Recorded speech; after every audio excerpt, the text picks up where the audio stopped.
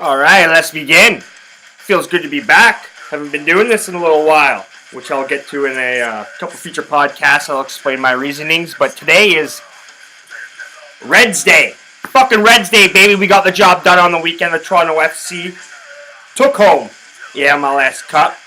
It's about fucking time, you know. I remember used to going there back in 2006. And things were quite fucking different in 2006.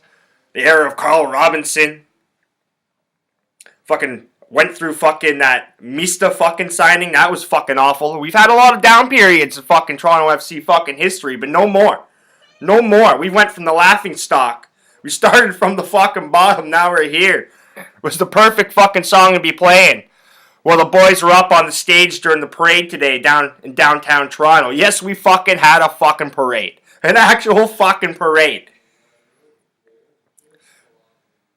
Now, a lot of people might be thinking, is it a little too much to be having a parade in Toronto for the MLS? It's only the MLS Cup. It's not the Leafs winning. It's not the Raptors winning. But fuck, man, the MLS is growing. And that's what you do in fucking Europe. That's what you do in the history of fucking football. You win something fucking big, you have your fucking parade, man. It doesn't have to be fucking massive. Took maybe about a half an hour for them. A little bit longer. 40 minutes to get from fucking MLS East, Maple Leaf Square, I should say, down to fucking Nathan Phillips Square, where they had a fucking hell of a scene fucking set up. It was a fucking awesome fucking sea. It was a sea of fucking red. Way more people showed up for that fucking shit than the Yargos. Yargos just had the fan gathering at fucking Nathan Phillips Square, and to each their own. It's all fucking good. But this is the fucking history of fucking football, man. And it was nice to see the boys on the top of the double-decker buses. Nice to see the fucking supporters group and the families out fucking cheering them along, walking with them. All for one, baby. All for fucking one. It was nice to be able to watch a fucking team and celebrate with my fucking friends, since we all fucking hate each other's teams and any of the other fucking sports. That was a nice fucking party. And all I got to say is,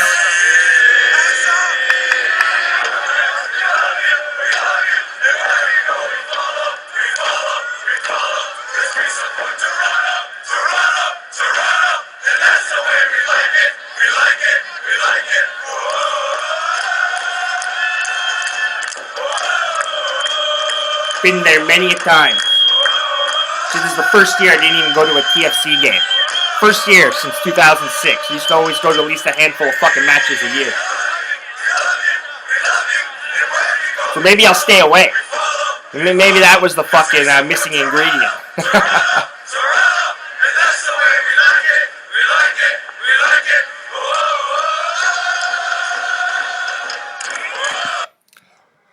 So you can tell that the fucking fans and everybody were on pins and needles. You could cut the tension in the air with a fucking knife in the fucking windy environment of BMO Field. It wasn't too fucking cold. Fucking smart idea by starting the game fucking earlier. You can tell that the fucking freezing cold was on its fucking way.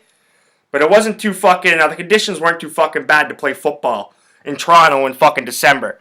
You know, our winters really aren't the fucking same, man. Like, I remember being fucking that yay big or whatever, man. And the fucking piles of snow outside were fucking huge, digging tunnels and shit, GTing at this time of the year, fucking snowmobiling and shit like that. This year, now we're like, are we gonna have snow for Christmas, or what's the fucking deal? But it wasn't too fucking bad of conditions. But you could tell the fans were fucking tense. Tell the fucking players and the atmosphere. You could tell it was a fucking tense week leading up to the fucking match. And it was just exhale when Altidore put that fucking ball in the back of the net. A fucking exhale, especially when Stephen Fry was standing on his fucking head again. Basically single-handedly got fucking Seattle into halftime fucking with the score tied at fucking 0-0. TFC was pounding the fucking ball on them. We had relentless fucking pressure. You could tell it was a different TFC team this year compared to last year. The nerves, we had some tension. There was a lot of big expectations. Last year we had to deal with the nerves, though, of fucking finally getting there. It was like a relief of fucking getting through the Eastern Conference and finally getting there last year. And this year there was just fuck that shit. People were fucking down on them, bitching about them, how they fucking played in the games prior to the fucking MLS Cup final. They barely got by a shitty fucking New York Red Bulls. They barely got by a scrappy fucking Columbus Crew team. But, different matches against different teams, different scenarios, bring out different fucking strategies. We didn't have the two big guns for the first fucking leg of the fucking Eastern Conference Final. Hung in there, got out of fucking Columbus with a 0-0 draw. So all we had to do was score once and fucking win. As long as we could fucking keep a clean sheet, you're fucking going to be going fucking through. Which is exactly what happened. It wasn't fucking pretty, but Altidore, the bad ankle and all, man, he's having a fucking, he used to be known as the guy who would just miss opportunities. Go ask Sunderland fans what they think of Josie Altidore. Big waste of fucking money, big waste of time. Sat on the bench more than he fucking played in the Premier League. But he's come to Toronto, he's fucking owned it, he's made it his own. Seems to be fucking quite content with his life right now. And in the city of Toronto, same with Michael Bradley. He's faced a lot of scrutiny from the U.S. men's national team because he played on some of the big clubs like Roma and shit over in Europe. But he can never quite step up to the table, step up to the fucking level he needed to for the U.S. men's national team, and they fucking faltered again and fucked up in qualifying for the World Cup. As you know, the U.S. will not be in Russia. There will not be that fucking awesome geopolitical fucking match between the Russians and the fucking United States, which I was so fucking hoping for. Still say fucking Russia fucking meddled with it. According to U.S. politicians and fucking political news reports, Russia fucking meddles in everything. So why didn't they meddle in the U.S.'s fucking World Cup qualifier? Same with Ukraine. Ukraine's not there. That would have been a fucking awesome match too.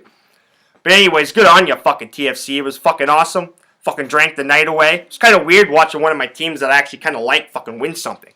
I really haven't celebrated anything since Sir Alex Ferguson fucking retired, which just feels like a fucking 10 years ago by now.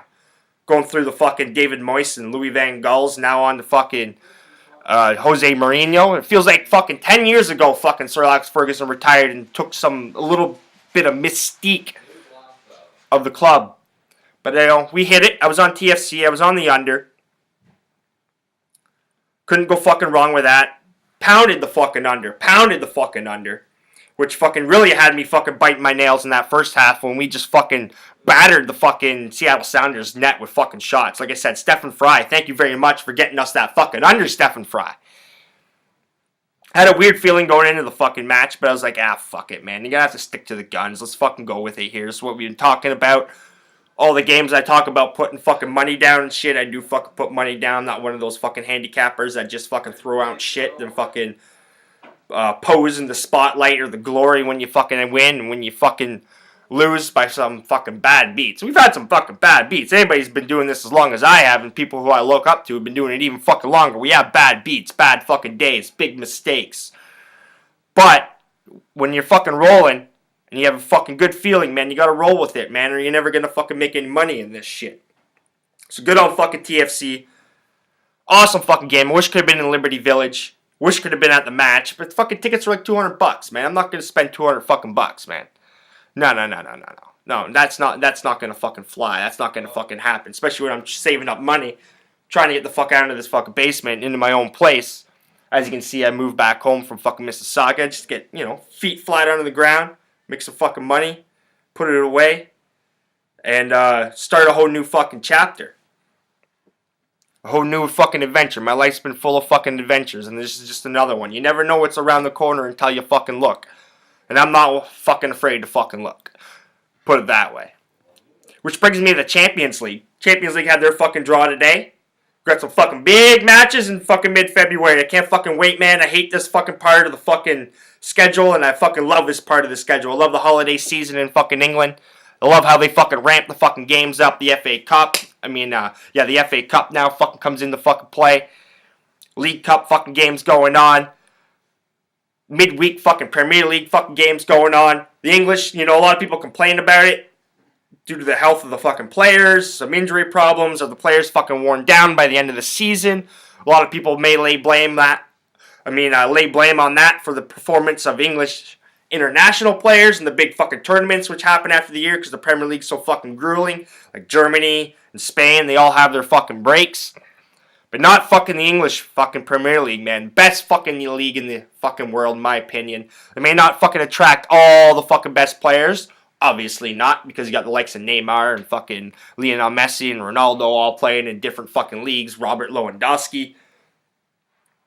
But to me, it's the most exciting. To me, it's the most intense. To me, it's the fucking best because you can win or lose on any given fucking match. You don't just have 2 or 3 teams that clean up and kick the fucking shit out of everybody and really fucking kick the shit out of the fucking lower level clubs. Any team could fucking almost be in the relegation fucking picture. Go through the fucking years to see who's been down there. I remember going to fucking Europe for the first time in my life and fucking Tottenham Hotspurs were fucking sitting in the relegation zone. They had to fire Wanda Ramos. So it happens. It happens. Any fucking team can win. Any team can fucking lose. The intensity, the rivalries, the fucking history between not only the big fucking clubs that fucking hate each other because they are fighting for the fucking league or because of geographical fucking purposes. Even the smaller clubs have those geographical purposes, the derbies, the hatred, the history. So it's a fucking hell of a fucking league. Thought it was a good draw today for the English clubs. I've been saying it. This is fucking England's time, man. This is our time to step back on fucking the top podium in Europe and win the fucking Champions League. It's our fucking time. It's our fucking time. Too many disappointing fucking results. We don't have Arsenal to fucking worry about. We don't have fucking Arsenal. We don't have the Gunners to fucking disappoint us in the fucking Champions League like they have fucking year in and year out for the past 10 or 12 fucking years. You know, a little shaky on the fucking other North London club, Tottenham. I don't have a whole lot of fucking faith in them either, but fucking they got an interesting fucking draw with fucking Juventus. Here, let me fucking pull them up. I'll give you just my quick thoughts on fucking each one and we'll fucking move on quickly. I got my plays of the day at the end of this. So Basel, the Swiss team, they fucking got in over fucking Benfica and United's group. Now they're going to play the other fucking Manchester team in the round of 16, Man City, who in my opinion is a top 3 team in fucking Europe. They're not the best team in Europe. No, not yet, because they haven't fucking proven anything. You still have the likes of fucking Barcelona and Real fucking Madrid, Bayern Munich. Now PSG's in the same boat as fucking Man City in Europe. They have fucking something to prove. Prove it. Let me fucking see it. Let me see it, then I'll be a fucking believer. But I'll tell you right now, I'll support any fucking English team, yes, including fucking Arsenal, in Europe, not named Man City or Liverpool. I fucking hate them. They're my fucking rivals. They can go fuck themselves. I'll cheer for any team against Man City or fucking Liverpool. Same as I'll fucking cheer for any... I'm basically a Leaf hater, then a Habs fan second. I'll cheer for any fucking team that's going to beat the Leafs, or that can beat the Leafs, especially in the playoffs time. Shout out to Nicholas Wallin. I always fucking bring him up. One of my favorite players of all time. Fucking put the Leafs down in the Eastern Conference Finals. Back when they were playing against Carolina. So shout out to fucking Nicholas Wallin. I'm a Leaf fucking hater number 1 when it comes to fucking hockey, and I'm a fucking Habs fan second. Very close second. Patrick Waugh third. You gotta have your fucking loyalties. Your allegiances. You gotta wear your fucking colors. But I can't see Basel fucking upsetting Man City. Man City's gonna go through. They're fucking 12-1 to fucking qualify to the next round. You know, can't really do a whole lot there unless you parlay them up and shit like that on the individual matches, because he was going to lay fucking 1 to 12, 1 to 12, or minus 1,200 to fucking qualify. Man City fucking goes through. There's one English club in. Now, Juventus, they drew Tottenham. Juventus is one of the teams, as a United supporter, I didn't want any fucking part of. I really didn't want fucking any part of Real Madrid. We have a fucking horrific fucking head-to-head standing with Real Madrid. We have an awful fucking record versus Spanish teams as a whole. That'll bring me to Seville and United in a little bit. But I'm here to talk about Tottenham, the other team in North London. Now, they fucking beat Juventus 2-0 in a friendly at Wembley, but it's a lot fucking different when shit's on the fucking line. This isn't the most prolific Juventus squads that we've seen in the last 4 or 5 years. But with the likes of Higuain and Vidal, they're a fucking hell of a fucking team. Solid fucking team. And I think the old lady's going to get the fucking job done. Right now, they're minus 150 to qualify over Tottenham. They host the first leg in Italy. I wouldn't be shocked if they win that and put on a fucking great defensive display. Try to give Buffon, you know he doesn't have very matches left under his fucking belt. Try to give him one last fucking run. Now, it has been a down year for the Italians. Obviously, the Italians didn't get to the fucking World Cup. But that being said, they're playing against one of the biggest chokers in the fucking Premier League, Tottenham Hotspur. And I have no confidence in the Hotspur in this position of the Champions League. They need to fucking prove it to me a little bit more. I have more faith that Liverpool gets the fucking job done against FC Porto, which I'll fucking bring up next. FC Porto, Liverpool, they drew each other First leg is in Portugal. Now, FC Porto, led by Abu Bakar, he's got like 20 goals in the season already, 5 in Champions League alone. FC Porto is FC Porto. They're fucking strong. They're strong. They may sell their fucking players, but they reinforce their fucking club with their academy players and some shrewd signings. Some shrewd European signings. They always seem to have a fucking player coming up. A couple players coming in that can kind of stabilize that squad. They haven't lost yet. 11 wins, 3 draws on the season. Tied with Sporting for the number 1 spot in the Portuguese Liga. I wouldn't be shocked if FC Porto win this fucking first match 1-0. I wouldn't be shocked. They got a pretty mean defense. You know, they fucking smacked around Monaco. They outlasted Red Bull's Leipzig, who's a pretty damn good little squad now and fucking over in the Bundesliga. Red Bull's put a lot of money into that team. They outlasted them and they fucking beat down fucking Monaco. They're a solid fucking squad. Playing in Portugal is a lot fucking harder than you think. Now, Liverpool have faced fucking FC Porto 4 times in the knockout stages and never lost. They've advanced all 4 times. They fucking smashed them 4-1 last time at Anfield, 1-1 draw in fucking Porto to fucking move on. I think it's going to be a little bit reversed. I think Porto's going to come out swinging. I think they're going to get that early lead, and Liverpool's just kind of, you know, it's a busy time still too, man. It may be February and not the festive season in the Premier League, but we got a lot of fucking matches going on. So, I think FC Porto kind of gets out on a little fucking jump on them, but then Liverpool's going to own them at Anfield. Anfield's turned into a little fucking Jurgen Klopp. The cop, fucking run by Klopp, is fucking turned into a little bit of a fortress. They got Firmino, they got Coutinho flying fucking high. They got Sadio Mane fucking scoring goals at will. And Mohamed Salah's had a resurrection of his career after stumbling with Chelsea. Came over just too early. And he went to Chelsea, fucking the worst club you could fucking go to as a young fucking player. Because A, they don't play their young players. And B, they sign way too many fucking players and they just send them out on loan. There's like fucking little armies of Chelsea players all out on loan all over the fucking world, man. But I think Liverpool's going to get the fucking job done and qualify. That's your second fucking English team in. Now Real Madrid, this is the spicy one. This has got fucking spice to it. Very fucking spicy. Real Madrid, they finished second in their group behind Tottenham. What do they get? They get Paris Saint-Germain, who's on a fucking mission. I still don't fucking believe in them yet. Now, if they can fucking step up and erase the demons of last year playing against Barcelona, playing against the other big fucking Spanish giant, Real Madrid now, as we know that they fucking had a 4-goal lead going into fucking Barca and fucking blew it, and Barca blew the fucking doors off them at the fucking Camp Nou and said, get the fuck out of here. But led by Neymar, led by Edison Cavani, they got a prolific fucking scoring. The defense is rock solid. They got fucking Verratti and fucking Rabiot, the young fucking Frenchman coming up in the fucking rankings, playing in the midfield. Very fucking strong midfield PSG possesses. But Real Madrid's Real Madrid, and they got Cristiano Ronaldo. Who scored more goals than Cristiano Ronaldo in Champions League? Nobody. They still have a fucking solid fucking back line led by fucking Ramos. Their midfield, to me, is their fucking weak point. Yeah, they got Luka Modric. Yeah, they got Casemiro, sorry. I'm not a big fan of Casemiro. He had a really good year last year.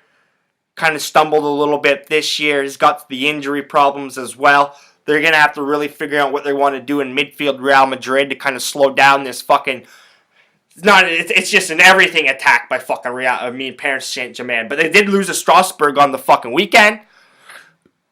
Ligue 1's newcomers, Strasbourg fucking clipped the fucking heels of the fucking big fucking French giants. And they stumbled a little bit. So they are mortal. Real Madrid just saw that they are mortal. They do bleed fucking red when you cut them. And Real Madrid's not going to be afraid of this. No. They're not going to be fucking afraid. Not at all. Not like if it was an English team. PSG was playing fucking one of the English teams in the round of 16. I'd be fucking scared shitless. Just because over the last few years, the English clubs, we've stumbled in those situations, actually having to step up to the ultimate world fucking class. Real Madrid's not going to be fucking afraid. Oh, fuck no, man. Now, I think Real Madrid's going to fucking get through this. I don't have any trust in PSG right now. A lot of people are going to be hopping all over Neymar, hopping all over fucking PSG. Right now, they are favored to fucking qualify in this fucking round of 16.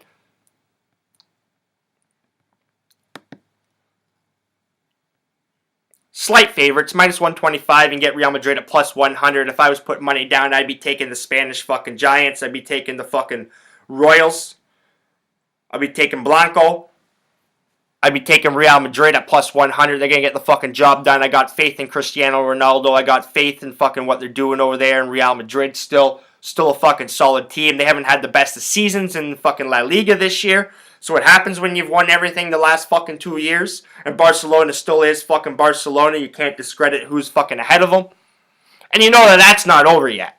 If you've ever watched La Liga, just when you think the league is out of hand, it's never fucking out of hand. And the fucking club that's sitting in second place will make a fucking run. Barcelona will stumble up a little bit in this instance, and Real Madrid will fucking make a run. They'll close that fucking gap. You fucking know it. They love the intensity. They love the entertainment over there in Spain, especially with these two clubs. Not just fucking pride on the pitch, but you got pride in the political fucking arenas as well over there in fucking Spain. So you know Real Madrid ain't done yet.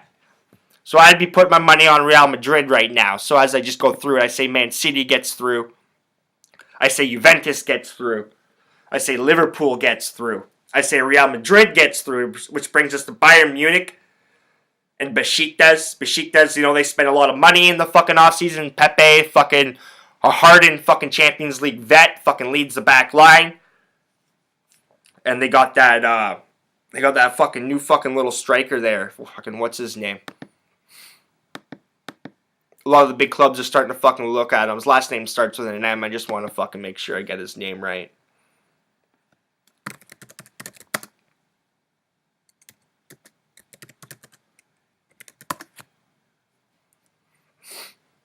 Sankt Tossen. He's fucking got the most goals right now for Besiktas. He's leading the line up front. As I was saying, Pepe fucking leads the back four. In the back, they got vets like Ricardo Quaresma on the fucking club as well. Alvaro Negredo. So they've fucking done well. They fucking, they always use a core of fucking Turkish players. That's what fucking Turkish clubs are kind of known for a little bit. As much as they do like to spend money and flash it, usually on some players that are kind of past their prime. European players are past their prime. They still have a little core of fucking Turkish players. And Sankt Tossen, I think, is going to be fucking... you're going to be hearing a lot more about him over the coming months, over the coming years, along with Richarlison. That's my fucking new favorite little fucking boy to watch in the fucking Premier League. Fuck, the guy's fucking amazing for Watford. 15 million fucking pounds they bought him for. They're going to sell this guy for like 40. And I wouldn't fucking sell him for anything less than 40 million pounds the way money's getting tossed around in the fucking transfer periods. But Bayern Munich, led by Heynckes now, they've kind of fucking gone back to what they fucking are best at, the fucking counterattack. Get the ball into Robben's feet. Get the ball into Frank Ribery's feet. Feed fucking Robert Lewandowski. Now, in my opinion, Bayern Munich just needs a little bit of a shake-up. They've been, they basically pluck all the best German players from all the other fucking German clubs. They sit there and fucking dominate the fucking Bundesliga year in and year out. They've just been a little bit fucking stale. They had Borussia Dortmund kind of push them a little bit. And that's when they played their fucking best footballs, when they actually had a fucking German team step up and kind of push them a little bit. When Dortmund had a fucking, back when Lewandowski and Götze was first coming up, were playing for fucking Borussia Dortmund. Now Götze, he's had his medical issues. He's back with the fucking yellow wall, but he's not the fucking same. Which brings me to who I think is going to qualify, and I think Bayern Munich is going to show their fucking class, going to show why they are the fucking German giants. Traveling to Turkey is nothing fucking new to fucking Germany. They have a huge fucking Turkish ethnic fucking communities fucking all throughout fucking Germany. Since their fucking partnership with the old Ottoman Empire and shit like that. A lot of good fucking Turkish food, man. I could go for a doner kebab right now, man. They make the best ones in fucking Germany specifically because of the Turkish fucking influence. But I think Bayern Munich is just too much fucking class for them. They're too fucking deep. They got a lot of fucking very solid fucking players. They're going to be able to support Lewandowski and Robben. Robben never seems to get fucking injured nor age. He just has looked the same for the last fucking 8 years, man. I don't know what he's fucking drinking over there in Bavaria, but I want some of it. So I'll be fucking, if I were to lay money down or lean one way, it'd be Bayern Munich to fucking qualify over Besiktas into the fucking quarterfinals. Which brings us to another fucking juicy fucking matchup. Spicy, baby. I remember Michael Essien scored to put fucking Barcelona out of the fucking Champions League, and I fucking leapt down to my seat. And my buddy beside me was just starting to become a Blues fan, and it kind of fucking gave him that sense of fucking purpose of what it really fucking means to fucking biting your nails, watching Lionel Messi run all over the fucking place. People think Barcelona's going to run Chelsea off the fucking pitch, but they fucking step up. They pull through. The fucking toughness of the fucking Premier League back then toughened us up for the fucking Champions League. I think we had fucking smarter fucking... I wouldn't say maybe smarter, but a lot of the managers were in their fucking prime. There were people to be fucking feared for leading the fucking way. So you got Chelsea. They drew fucking Barcelona. I can't wait for this match. To me, this is my favorite match of the fucking round of 16. I can't fucking wait for it. Now, Chelsea, they've stumbled a little bit. They don't quite have the depth.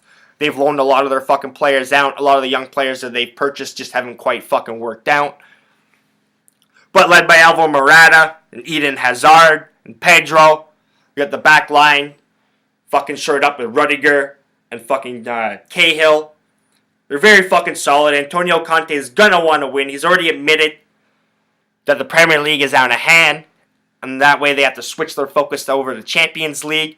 Now, Conte's a smart manager.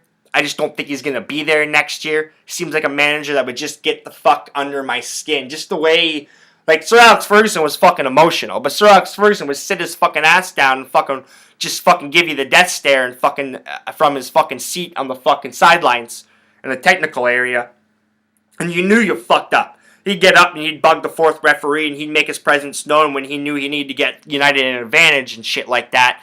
And he'd fucking celebrate, but he's not like a fucking theatrical actor like fucking Antonio Conte. It's like your act's getting a little bit old, man. Every time that something goes wrong, you have a different fucking face. He's like the man of 1,000 fucking faces, man. And they're always fucking negative towards his fucking club. The only time he likes is when they score and he can go fucking running down the fucking field pulling a fucking Jose Mourinho. Copying fucking him or jumping into the fucking stands. Now, I think he's a good motivator. He fucked up with the whole fucking Diego Costa situation. Chelsea would have benefited from having a happy fucking Diego Costa or fucking being able to fucking transfer him and using that money to fucking help shore up that fucking club. Anything happens to Alvaro Morata, they're in a lot of fucking trouble. A lot of fucking trouble. Now, they do have Conte in the midfield, one of the best defensive midfielders in the game, to be able to shadow Lionel Messi. Lionel Messi's played Chelsea in 8 matches and has yet to score against the Blues.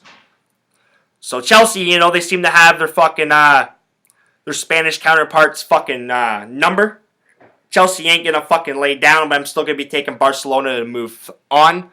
Now Dembele, I'm pretty sure Ousmane Dembele should be back for the fucking this leg in February. They still have Messi. Suarez has yet to fucking hit full gear. Gerard Piqué leads the back line still. They have Verstegen, the fucking goalkeeper, who's a very good fucking goalkeeper. Barcelona are Barcelona. They may not be the fucking ticky-tacky, fucking hold the ball for fucking 80%, 90% of the fucking match and just fucking drill you with fucking shots and overwhelm you and overpower you, especially on the road. They're not the fucking same Barcelona, but they're still a Barcelona team with a lot of fucking pride and a lot of fucking talent. Way more talent than Chelsea, in my opinion. I think Barcelona fucking clips Chelsea and fucking moves on in a very intense, fucking very physical, very crazy fucking atmosphere in both fucking the Camp Nou and fucking Stamford Bridge. It's gonna be fucking nuts. Which brings me to fucking Seville and United. It's like fucking couldn't get any better for United in my opinion. Like I said, we fucking avoided Real Madrid, we avoided Bayern Munich, we avoided fucking Juventus. We got Seville in the first fucking round. Now Seville aren't fucking that bad of a fucking club. But they are what they are in La Liga, man. They get into the Champions League mainly based on a fucking poor fucking, poor fucking clubs through 10 to 20, that don't challenge them a whole fucking lot. They can't quite step up to the likes of fucking Barcelona and Real Madrid and Atletico Madrid, but they're not fucking threatened by any of the fucking lesser-known fucking clubs or lesser-like fucking clubs. Year in and year out, Seville, Valencia, Villarreal to a certain degree for a certain period of time, they'd all just kind of fucking battle it out for those that last fucking Champions League spot or those Europa League spots, and then they'd fucking go on a little bit of a tear in fucking Europe, and people are, oh, the La Liga, La Liga. It's just, they've never had the competition and stuff like that, and they still don't. They're trying to spend a little bit more money right now, Seville, but they still lack the quality. They still lack the fucking depth. They got to rely on a lot of outcasts from the top clubs. A lot of players that do well with the lesser likes, but that's because there's not a whole lot of fucking competition in fucking La Liga. Now, United, as long as Paul Pogba's in the fucking lineup, there should be no problem. We got Pogba, no fucking problem. I still think United would get through even if Paul Pogba somehow came up with an injury. Now, he is the fucking conductor of our fucking train. He fucking signals the fucking whistle to fucking get that train fucking going. He is a world-class fucking midfielder. He's a world-class player that we haven't had since the likes of Sir Alex Ferguson fucking retired. Van Gaal relied on a lot of young players. David Moyes was way in over his head and signed absolutely nobody. Now the fucking Man United fucking backroom staff and shit like that, they did an awful fucking job. Woodward was fucking brutal in the transfer fucking periods. But we finally got it right with Jose Mourinho. We've brought in the right fucking players. We still have Ibrahimovic, who has yet really to fucking take the pitch. He's played, but he hasn't took the pitch like Ibra. He's still fucking getting that knee rested up. He knows. Ibra wants to win the fucking Champions League, man. It's the one fucking trophy that's eluded him. He knows that we're going to do all right in fucking the league. He knows that we're probably going to come in the top 4 fucking no problem. There's no sense to fucking rush it back. He's had his fucking nice little debut where the crowd could fucking salute him. He did. We relied on Ibrahimovic so much last year, we rode him in the fucking ground. But he's going to come back. He's going to be a fucking new man for the fucking Champions League. And as the fucking matches pile on, having Lukaku, having Ibrahimovic to be able to fucking lead the line is going to be fucking a very nice partnership. Obviously, Martial and Rashford are the fucking 2 fucking wingers, 2 fucking other forwards that we fucking rely on to score goals, and they're having fantastic fucking seasons. No bitching at all. A lot of people tried to put a lot of words in Anthony Martial's fucking mouth, especially when they took away his fucking number. Gave it to Ibrahimovic last year. But he's proven himself. He had to prove it. Mourinho didn't fucking hand Martial fucking nothing. He had to go out there fucking day in and day out during training, take his fucking opportunities, score some goals, and that's exactly what he's done. He's by no means Thierry Henry. He's not even fucking close. But he's a poor man's Thierry Henry. You can tell that there's a little bit in him. He can play out wide. He loves to play down the fucking middle as a number 9. He loves to cut the fucking ball back into the fucking middle. He can take a guy one-on-one. He's got a nose for goals. Now, Marcus Rashford, we're going to rely on Harry Kane at the fucking World Cup, man, but we're not going to win a World Cup unless Marcus Rashford scores goals. And that's exactly what he does. He sits there when he's not fucking in the starting 11 on the bench, and he comes on and fucking scores. When he gets his chance to fucking play, he scores fucking goals. He is a little golden fucking nugget of fucking English football right now. Everybody talks about Ali. They talk about Harry Kane. They talk about Lallana. But Marcus Rashford will be the difference if England's going to do fucking anything in the knockout phases of the World Cup. They are going to win their fucking group. Some good value, too. They're plus 120 last I checked for England to win the group. Now, United, the only thing that scares me is United's have an awful fucking record against Spanish clubs. We've had an awful record in Spain. We've had an awful record against Spanish clubs in knockout phases. Now, they aren't Real Madrid. They aren't fucking Barcelona, which is kind of fucking nice. But we still struggle with the likes of Valencia and Seville and fucking Villarreal fucking back in the day. You know, there's been some fucking really tight collar fucking moments. But there's just too much class on this United team. United fucking going to get through. Right now they are minus 250 to qualify. Sounds about fucking right. You're going to have to fucking parlay a couple of these fucking clubs up. Except for the Real Madrid one that's sitting there at plus 100, who I think has a lot of value. There's a lot of value of Real Madrid to fucking win that fucking match, man. You play Real Madrid fucking in your future, then you play Real Madrid on the fucking both the fucking legs. I think Real Madrid are going to fucking win at the fucking Bernabeu. I think it's going to be just a little bit too much for PSG. Just a little bit too much. Which brings me to Shakhtar Donetsk. It's nice to see Donetsk get fucking back and Francesca, the fucking new Italian fucking manager. He's spent a lot of time in fucking Juventus. He's a little bit of a protege. He's fucking got Shakhtar firing on all fucking cylinders. Now they play in Kharkiv, which is not fucking Donetsk, because Donetsk has fucking been ruled unsafe because you got the fucking Russian separatists, or fucking Russia, basically fighting against the fucking Ukrainian army down there in eastern fucking Ukraine, which is pretty fucking crazy, pretty sad to see. But they're used to it now. It's not like they just did it this year. They've been there for the last 2.5 fucking years. They've called this place fucking home. The Donetsk fans have come out in fucking full support and full numbers for their fucking club, especially on the European nights. And going to play in fucking Ukraine in fucking February is not fucking fun. But by saying all that, Ukraine takes their fucking winter period off, and Shakhtar is not playing as many fucking competitive games to the higher level, to the highest level competitive games that Roma's going to be playing in with the Coupe d'Italia and fucking Serie A. They're going to be playing in it. They're fucking right in the thick of things. So that's my only fucking, that's why Russian teams and fucking Ukrainian teams just have never been able to fucking jump the hurdle in fucking Champions League, is that my big opinion is they take that fucking break. You know what I mean? They're not playing competitive fucking matches to the highest fucking level. Then all of a sudden they got to step up and play against a team that has been playing very fucking well. And all Roma has to do is come away with a fucking draw, or, you know, a win would be nice. They could score 1 goal on the road or hold fucking Shakhtar to a 0-0 fucking draw. They're in the fucking driver's seat heading back to fucking Rome. And I could I don't see Shakhtar winning in Rome. That's the thing I see about this. I've kind of flip-flopped. My heart lies with Shakhtar, but I do think Roma's going to fucking advance. I do think they'll qualify for the round of the quarterfinal round. They're minus 225 right now to fucking qualify. Whew! But that's enough fucking soccer talk for one fucking day. I'll end it with a little fucking Giancarlo Stanton, then I'll hop into my fucking plays of the day. A little fucking NCAA, some basketball, a little hockey. Have a kind of a lean in the fucking football game, but I haven't fucking clicked anything on the football game. Who the fuck wants to watch New England Patriots, the Miami Dolphins tonight? Like, literally. Who the fuck wants to fucking watch it, man? So, yeah. Before I get to the Stanton, we'll start with Carson Wentz, actually, man. That fucking sucks, man. Now, I'm not an Eagles fan by any fucking chance. And fucking, I know some people that fucking aren't very happy in the fantasy world. Because, like, my buddy in fantasy fucking, he lost fucking Carson Wentz. He lost fucking Kamara. Somehow he still fucking got out. My father, who's in the fucking league as well, was playing against Carson fucking Wentz. He's not too fucking happy. Because he was hoping he'd get hurt maybe like a fucking quarter earlier. Fucking just clipped him. He put up like 30 fucking fantasy points. For fuck's sakes, man. And that's just what happens. But it sucks for the NFL because the NFL product's been so fucking shitty. And the fucking Philadelphia Eagles were actually a nice little surprise. The aggressiveness of the fucking plays. Carson Wentz reminded me of a young Brett Favre.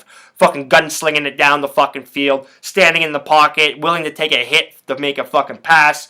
Willing to fucking run and take a hit to fucking get that first down. Not no little slide bullshit we see these fucking quarterbacks do all the time. So for the entertainment purposes, it really fucking sucks for the NFL, man. They were counting on the Eagles, I think, to go far. They were exciting to fucking watch, man. Exciting to fucking watch. Like I said, who the fuck wants to watch Tom Brady and New England Patriots beat the shit out of the Miami Dolphins? Beat the shit out of them, then they fucking don't give a shit in the fourth quarter, and fucking, well, Tom Brady will still be out there. That's just how Belichick fucking rolls, but, you know what I mean. They'll put in some backups, second half will fucking suck. But, yeah, it sucks for the sporting world. It really sucks for the NFL. It sucks for Goodell. All the fucking marketers, ESPN, everybody's pounding their fists on the fucking ground. Couldn't have happened to a fucking worse fucking team. Couldn't happen at a worse fucking time, right before the fucking playoffs. Now, they got Nick Foles as their backup. They're not quite done. You know, they got home field advantage in the playoffs. Nick Foles isn't like fucking bringing in fucking, Ryan Fitzpatrick or something like that. He's a little bit better than Ryan Fitzpatrick, put it that way. He's fucking been a starter in this league not too fucking long ago. He's been with the Eagles organization for a while on 2 different stints with the Eagles organization. He knows the fucking offense. Now Doug Peterson might be the fucking, we're going to see if Doug Peterson's a good coach. Right fucking now we're going to see if Doug Peterson's a fucking good coach. You know, he fucking got out-coached by fucking Pete Carroll in fucking Seattle. Barely survived against the fucking LA Rams. But now we're going to see, is Doug Peterson a fucking good coach? Because a lot of things are going to fucking go on to his shoulders now. He's going to have to fucking come up with a proper fucking game plan. Now the J.I. trade might be even more important now because they're going to have to run the ball a hell of a lot more. And Nick Foles just doesn't have to fucking turn it over. That's the big thing. But I don't think the Eagles are winning no Super Bowl now. They're done. You can't quite put a fork in them and say that they're well done, but they're fucking done. They ain't going to win the fucking Super Bowl. Maybe they win the fucking division fucking championship and lose in the conference fucking finals. Even then, I think that's going to be very fucking hard for them to win with Nick Foles. Minnesota fucking Vikings are smelling blood all of a sudden. New Orleans Saints, the Atlanta Falcons, they're smelling blood right now. Seattle Seahawks of all teams are smelling blood right now. It's going to be a very tough fucking road through the NFC without fucking Carson Wentz, which really does fucking suck. And fucking right, man, Stanton got fucking traded to the Yankees. I have Stanton on my fantasy fucking baseball team, so I'm pretty fucking pumped. I sit there and look, I'm just like, I was kind of fucking 50-50 whether I was going to keep Giancarlo Stanton because I got a lot of good fucking bats. I was going to keep 3 fucking batters and 1 pitcher. You can only keep fucking 4 players. I didn't really have the pitching depth to fucking protect anybody else besides fucking Strasburg. But with the Giancarlo fucking trade to fucking New York, and New York fucking just ripped off the fucking Miami Marlins. Just fucking ripped them off. But Miami was in a bad spot. Giancarlo had a no trade clause. He said, I'm going to one of these 4 fucking teams. Once you do that, you're already fucking behind the 8 ball. Everybody knew you wanted to get rid of him. Everybody knew that you wanted to fucking go cheaper and save some money and rebuild. Now, Derek Jeter's trying to get his fingerprints all over the fucking this team, and it's not a very good way to start. D. Gordon gone. Stanton gone. All they got really in return to show for this year is Starlin Castro, and there's rumors that they might trade Starlin Castro, which wouldn't fucking shock me. But that's the Marlins for you. That's the fucking Marlins. They've been like this for fucking ever, man. Whether the Florida fucking Marlins back in the day, they were somehow winning fucking World Series, or the fucking Miami Marlins. That's what they do. It's just, are they finally going to be able to put the pieces together and sustain this? I don't know. Don't really trust them yet. Obviously, they don't want to spend any money while doing it, and that was a shitty fucking contract. But the fucking Bronx Bombers, the evil empire, right around fucking Star Wars, the new Star Wars movie's coming out, you're gonna hear the Empire fucking march song and shit like that. The evil empire fucking sticks its fucking head up after fucking being in a slumber and a little bit of hibernation, and they say, yeah, we'll flex our fucking muscles and take this, especially once they didn't even have to work their way into this deal. Like, Stanton threw him into this fucking deal. And they're just saying, yeah, we'll give you this.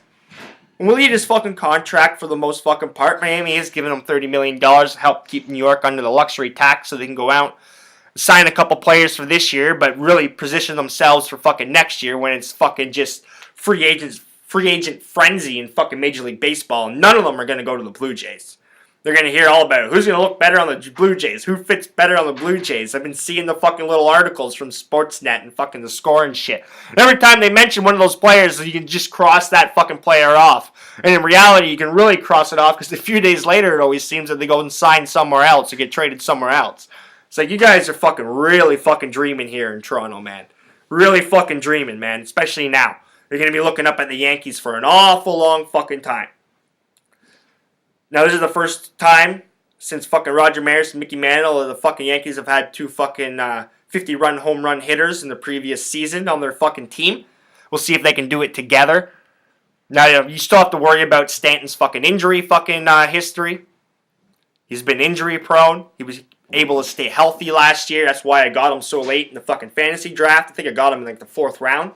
I think I went fucking Machado, Carlos Correa, Strasburg, then fucking Stanton. And those are all 4 guys I'm going to be keeping in fantasy next year. But the injury fucking history, you still have to fucking worry about a little bit. But that being said, he's playing in fucking New York. Yankee Stadium, since it's open, new Yankee Stadium, has never been lower than 9th on home runs hit in a season in the stadium. So it's it just sets up perfectly for him. He's got the fucking short porch and fucking right.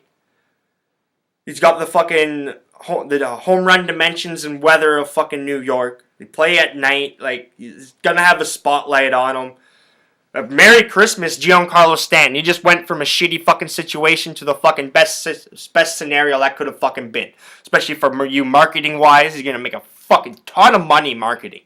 This guy's already got a $350 million fucking contract. He's going to make a ton of fucking money marketing. Same with fucking Aaron Judge. He's fucking really happy right now. It takes a lot of pressure off the Judge. Takes a lot of pressure off the fucking Judge, man. And he's going to be able to continue to do what he's done. You got Greg Bird coming up. He was injured all last year, but he's a fucking hell of a first baseman.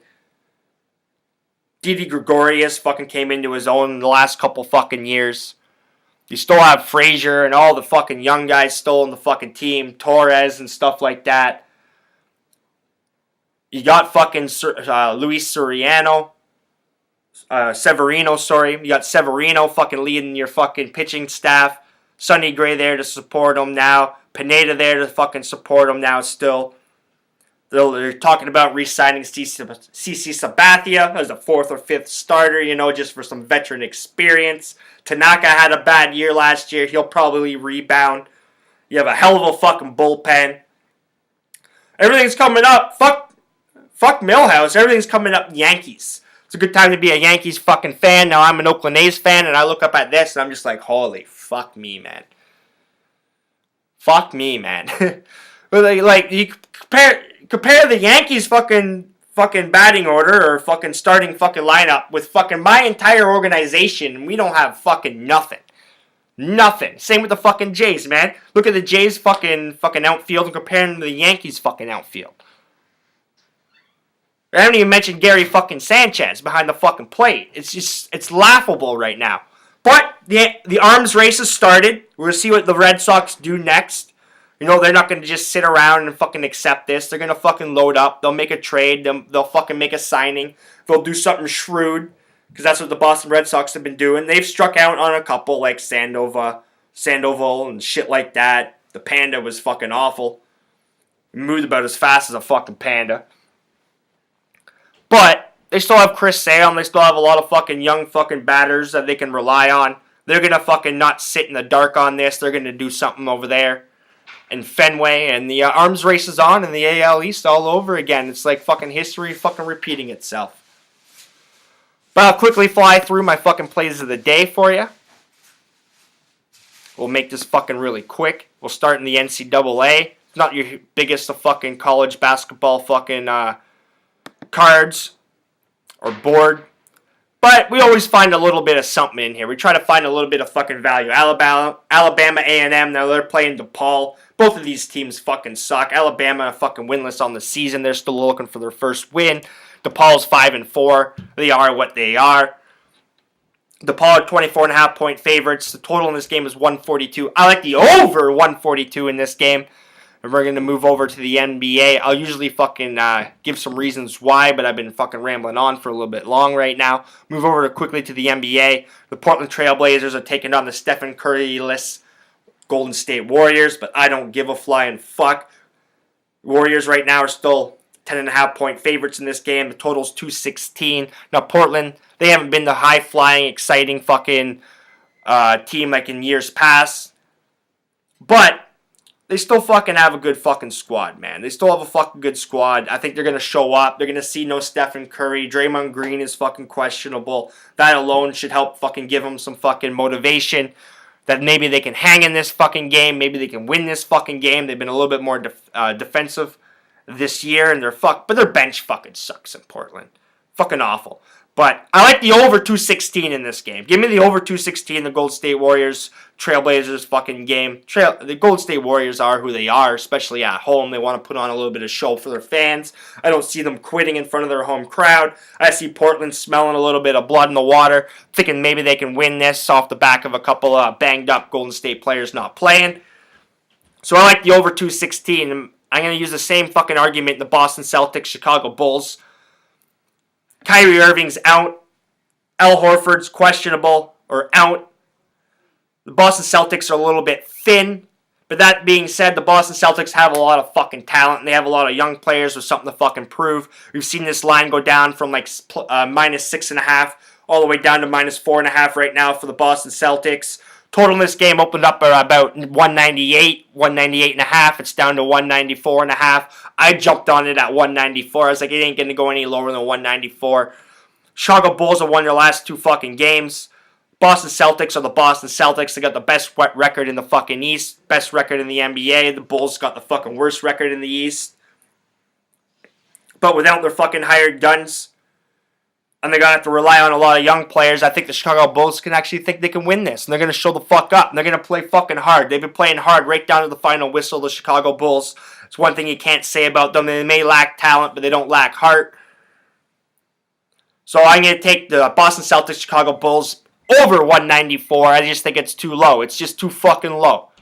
Now, over on the frozen pond, I only got one game for you. The Washington Capitals, they're in New York to take on the Islanders. The struggling New York Islanders, they've lost 4 or 5. Washington Capitals, they've won 4 in a row.